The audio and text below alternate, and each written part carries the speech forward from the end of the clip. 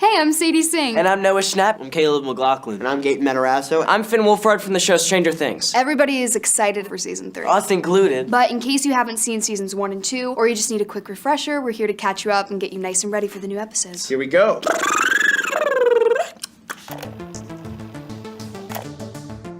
Super fast, here's a quick rundown of all the important characters in the series. There's Mike, Will, Dustin, and Lucas, the most awesome one, who are all best friends. Mike has a sister named Nancy, and Will has a brother named Jonathan. Nancy's dating this really cool guy named Steve Harrington and is best friends with Barb. Will's mom is Joyce Byers, and the Hawkins chief of police is Jim Hopper. Oh, and we can't forget 11, but we just call her Elle. Hawkins, Indiana, here we come. So season 1 opens in Hawkins, where we see a big, scary laboratory. Something is clearly going wrong because alarms are going off and lab coat guys are panicking. But we'll get back to that, because right now our boys, Mike, Will, Lucas, and Dustin, are playing a game of Dungeons and Dragons in Mike's basement. The Demogorgon! We're in deep shit. Nerds. So anyways, After the game, they all go their separate ways, and while biking home, Will gets attacked by this scary monster that we can't see. Spooky. Everyone starts freaking out about Will missing, but as the search goes on, we meet Elle, a girl with a shaved head and a hospital gown, who doesn't seem to speak and has some scary Men in Black types after her. You must be Benny Hammond. Afraid I am. Who should she end up running into and making friends with? That's right, the boys. Except for Will, of course. Yeah, he was busy at the time. Will! Anyway, while Will's mom, Joyce, and Hopper are looking for Will, Nancy and Barb go to a pool party at Steve's house, and while Steve and Nancy are kissing upstairs, the Demogorgon attacks Barb and brings her to the Upside Down. the Upside Down is a mirror world of our own, except everything is awful and creepy and ruled over by hideous monsters of unspeakable terror.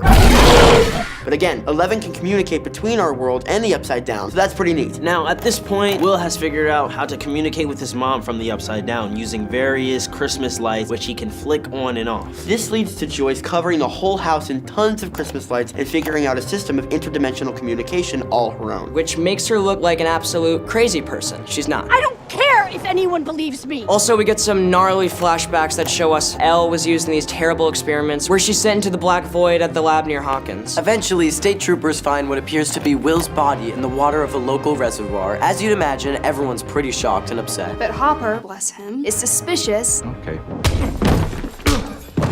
and discovers that the tiny child's corpse in question is just a stuffed dummy. Hate when that happens. Totally. While the school has this assembly for Will, one of the bullies tries to fight Mike, but 11, in disguise of course, stops him using her telepathic powers and makes him pee his pants in front of everyone. Dude, Troy peed himself. A fair but brutal punishment. Brutal indeed. So Hopper decides to break into Hawkins' lab to see what the hell is going on, since they faked the child death and whatnot. Unsurprisingly, he gets caught, drugged, and returned home, where he wakes up and discovers several secret listening devices. The boys, along with Elle, go looking for the non-deceased Will in the woods, as do Nancy and Jonathan. Nancy gets stuck through a hole in a tree and then into the Upside Down, but Jonathan is able to pull her back through the goo hole before she gets barbed by the Demogorgon. Never say goo hole. Will's mom, Joyce, and Sheriff Hopper. Just Hopper? Right, Hopper and Joyce go and find Elle's birth mother and get a better idea of what's going down at Hawkins' lab, which clearly involves kidnapping newborn babies with cool powers. And the boys, out by the old quarry looking for answers, are attacked by the pee pants bully Troy, who despite having a knife and a lot of pent-up anger, And sucks. gets his arm broken by Elle's mind. Oh, and Elle also makes Mike fly. Or maybe we just say hover. I can say that that is awesome and very rad. The squad from Hawkins' lab knows about Elle hiding out with the boys at Mike's house. The bad men, as they are called, set out to kidnap her back. Luckily, her superpower mind is able to flip the vans over, which rules very hard.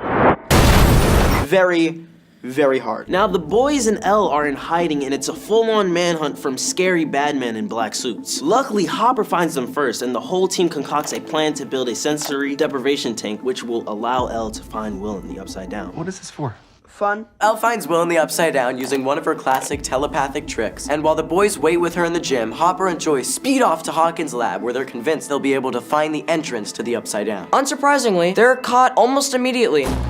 Don't move! And taken to see the head bad dude, Dr. Brenner. Hopper convinces the lab guys to let him and Joyce go into the Upside Down and find Will since the entrance is in the lab, on the condition that neither of them saw anything or admit that they were there in the first place. We're gonna find her son, and then we're gonna forget that any of this ever happened. While all of this is happening, Nancy and Jonathan and an unwitting Steve who is being a jerk have set up a trap for the monster, who they catch and set on fire using a bear trap and gas, as one does. Unfortunately, when the fire goes out, the monster is gone. Where'd it go? Guess what? Government agents working with Hawkins' lab find the kids at Hawkins Middle School. They found us. And after Elle makes their eyes start bleeding, which is very cool, the monster smells blood and is off to join everyone at the school. So the Demogorgon is just busting up stuff, leaving a real mess of bodies and school supplies as the kids run around trying to stop it. In a final showdown, Lucas clumsily tries to find more rocks to slingshot at the monster. Get the rocks! Get the rocks! Get the rocks! Get in the rocks! Elle shows up, using all the power she has, annihilates the hell out of the Demogorgon, and it dies. It's a horrible monster, and it definitely ate Barb alive, so it's fine. Sadly though, Elle disappears at this point too, and nobody knows where she went. But Joyce and Hopper find and rescue Will from the Upside Down, so that's good. Smash cut to a few months later, everything seems back to normal. Will is Harold, the boy who came back, but still seems to be slightly affected by his ordeal. He also burps up a black slug, which is probably not great. But on a more positive note, we see a final scene where Hopper treks off into the woods and leaves a stash of Eggo waffles, Elle's absolute favorite food, in a drop box, leaving us on a hopeful note we might see her again. And Finn. We forgot to talk about the part where Jonathan beats the crap out of Steve. Stop! But other than that, That does it for season 1, but what about season 2?